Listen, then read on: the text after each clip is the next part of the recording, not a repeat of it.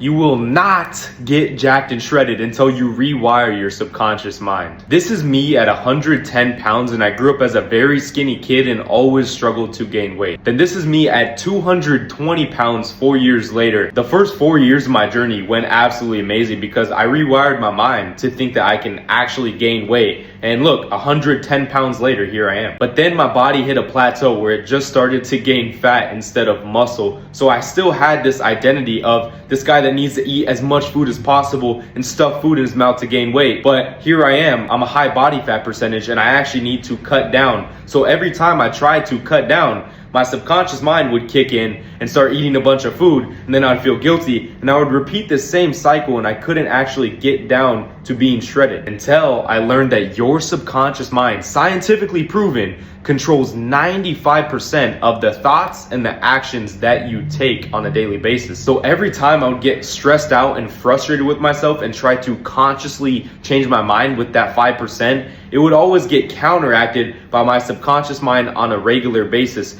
and I would never be able to win by consciously trying to change my identity. So the solution to this battle is figuring out all your limiting beliefs that has been installed in your brain since you were a toddler all the way to now. What I did is I wrote these down on a piece of paper and I dug all the way to the roots, and usually it came from when I was a kid. Then I would read those out every single night and morning. Yes, I wanted it that bad because I understood that your brain is neurologically the most vulnerable to change in the night and the morning. Over a short amount of time, I started to catch on to these limiting beliefs, which was breaking them down and making them weaker in my head, to where eventually I broke down that neurologic pathway in my brain so much to where I had all the space and freedom to create my new identity in my brain, and I would subconsciously live by that standard. And that's literally how I got shredded. It sounds complicated, but when you break it down and actually realize it's pretty simple. If you actually take the time to try this out, you're going to get jacked and shredded.